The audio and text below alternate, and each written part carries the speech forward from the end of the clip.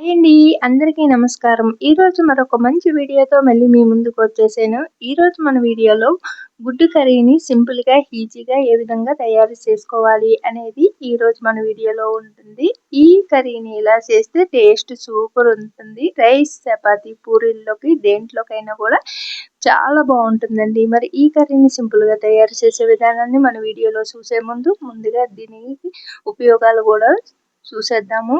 అధిక ప్రోటీన్స్ అందిస్తుంది. ఈ గుడ్లలోనే అధిక ప్రోటీన్స్ ఉంటాయి. మరియు మేధాశక్తిని పెంచుతాయి, మంచి శక్తిని ఇస్తాయి, ఎముకల బలానికి కూడా తోడ్పడతాయి. పిల్లల దగ్గర నుంచి పెద్దవాళ్ళ వరకు అందరూ కూడా ఈజీగా తీసుకునే ఈ గుడ్డుతోటి ఈరోజు మన వీడియోలో కర్రీ చేసి చూపిస్తాను, చూసేయండి. ముందుగా 4 కోడిగుడ్లను తీసుకొని ఇలాగా ఒక గిన్నెలో వేసుకుని సగానికి వాటర్ వేసుకుని స్టవ్ పై పెట్టి స్టవ్ ఆన్ చేసుకుని మూత పెట్టి ఒక 10 మినిట్స్ ఉడకనిద్దాము. చూడండి, 10 మినిట్స్ తర్వాత మనకి ఇందులో ఉన్న వాటర్ అంతా ఆవిరైపోయి చుండు ఉడికిందని చూసినగా గుడ్లు కూడా ఇలాగా పగుళ్ళు వచ్చినాయి కదా. ఇప్పుడు మనకి గుడ్లు అనేది పర్ఫెక్ట్గా ఉడికిపోయినాయి కాబట్టి స్టవ్ ఆపేసుకుని కిందకి దించేసుకుని వాటర్ తీసేసి వేరే చల్ల వాటర్లోని వేసుకుని పైన పెంకిల్ని ఒలుచుకుని ఇలా శుభ్రంగా చేసుకుని తీసుకోవాలి ఒక ప్లేట్లోకి. మరొక ప్లేట్లోకి 4 ఉల్లిపాయలు మీడియం సైజు, 4 టమాటాలు మీడియం సైజు, 2 పచ్చిమిర్చి, చూడండి ఇక్కడ చూపిస్తున్నా, మీరు తినే కారాన్ని బట్టి 2 పచ్చిమిర్చి, 2 రెమ్మల కరివేపాకుని తీసుకుని అన్ని కూడా ఇలా రెడీ చేసి పెట్టుకున్నాక తయారు చేసే విధానాన్ని చూసేద్దాం. ముందుగా ఒక కళాయిని స్టవ్ పై పెట్టి స్టవ్ ఆన్ చేసుకుని 2 టేబుల్ స్పూన్లు నూనె వేసి చిటికెడు పసుపు వేసి దీంట్లోకి మనం ఉడికించి పక్కన పెట్టుకున్న గుడ్లను వేసి ఇలాగా దోరగా ఫ్రై చేసుకుందాము. మరీ ఎక్కువ ఫ్రై చేయకండి, తినేటప్పుడు మనకి కాస్త గట్టి గట్టిగా ఉంటుంది పై తొక్క అనేది. కాబట్టి మనకి ఇలా మీడియంలో నీసు వాసన పోయేటంత వరకు ఇలాగ ఫ్రై చేసుకోండి. అలాగే మీకు కలర్గా మంచి గుడ్డు కలర్ ఫుల్గా కనిపించాలి అంటే మనం వేపించేటప్పుడు కాస్త కారము కొద్దిగా సాల్ట్ వేసి వేపిస్తే మనకి మంచి కలర్గా కనిపిస్తుంది. ఇందులో కలర్ కూడా ఇవ్వాల్సిన అవసరం లేదండి. ఇంకా మామూలుగా మనం పసుపు వేస్తే ఈ కలర్ వస్తుంది. ఇప్పుడు ఈ గుడ్లని వేపించుకుని ఒక ప్లేట్లోకి తీసేసుకుని అదే నూనెలోకి మనము పచ్చిమిర్చిని, పోపు దినుసులు అంటే ఆవాలు, జీలకర్రని వేసి కూడా వేపించుకోవాలి.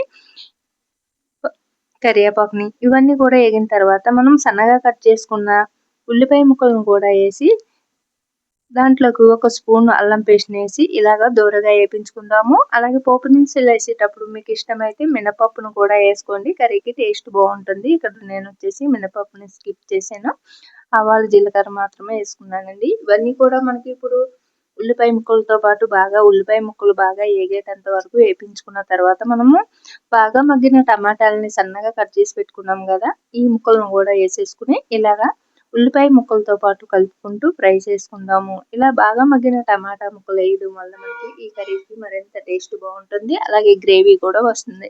ఈ కర్రీలోకి టమాటాలని ఎక్కువ వేసుకోవడం వల్ల మనకి గ్రేవీ అలాగే కలర్ఫుల్గా కనిపిస్తుంది, టేస్ట్ కూడా చాలా బాగుంటుందండి. ఇలాగ మధ్య మధ్యలో మూత పెట్టుకుంటూ టమాటా ముక్కలతో పాటు ఉల్లిపాయ ముక్కలని కూడా ఇలాగా ఫ్రై చేసుకుంటూ వేపించుకోవాలి. ఇక్కడ చూపిస్తున్న విధంగా ఇలా ఈ టమాటా ముక్కలంతా కూడా మగ్గేటంత వరకు మనము మూత పెట్టుకుంటూ మధ్యలో కాస్త కలుపుకుంటూ ఇలాగా ఫ్రై చేసుకున్న తర్వాత మనకి ఇప్పుడు మనం ఆల్రెడీ పసుపు వేసుకున్నాం కాబట్టి 1/2 స్పూన్ కారం వేసుకున్నాను. అలాగే 1 spoon salt, 1/2 spoon garam masala అనేది మీ దగ్గర ఏ మసాలా ఉంటే అది వేసుకోండి. వెజిటేబుల్ అయినా పర్లేదు, లేదు చికెన్ మసాలా అయినా పర్లేదు, మీ ఇంట్లో తయారు చేసుకున్న మసాలా ఏదైనా కానీ ఇలా 1/2 స్పూన్ వేసుకోండి. మరి ఎక్కువ స్పైసీ ఇష్టపడే వాళ్ళైతే కారము అలాగే మసాలాలు మీరు తినేదాన్ని బట్టి వేసుకోండి. ఇక్కడ వచ్చేసి నేను ఈక్వల్గా వేసుకున్నాను.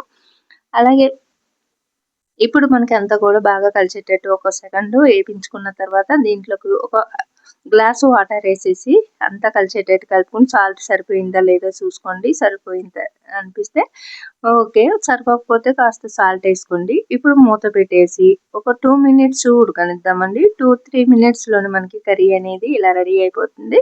మీకు వీలుంటే మధ్యలో ఒక 2 సార్లు కలుపుకోండి మూత తీసి. నేనైతే ఇంకా ఏం కలపలేదండి. కర్రీ అయితే ఇలా రెడీ అయిపోయింది. చూడండి, పర్ఫెక్ట్గా మనకి ఇలా వచ్చేసింది కదా. మీకు ఇంకా గ్రేవీ కాస్త కావాలనుకుంటే గ్రేవీతో దింపుకోండి. ఇప్పుడు కర్రీని దింపేసుకుని వేరొక గిన్నెలోకి అయితే తీసేసుకుందామండి. లేదు మీరు ఇలాగ ఉంచుకుంటాను అనుకుంటే అదే గిన్నెలో ఉంచుకుని వడ్డించుకోండి.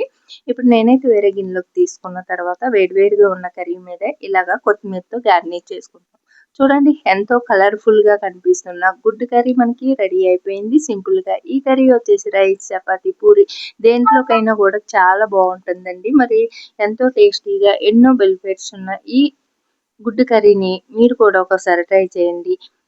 ఇందులోని మనకి ఎన్నో ఆరోగ్య ప్రయోజనాలున్నాయి. మరి మన ఎముకలు గట్టిదనానికి, మెదడు చురుకుదనానికి, అలాగే అధిక ప్రోటీన్స్ ఉన్న ఈ గుడ్లు తీసుకోవడం వల్ల మంచి శక్తిని కూడా అందిస్తాయి.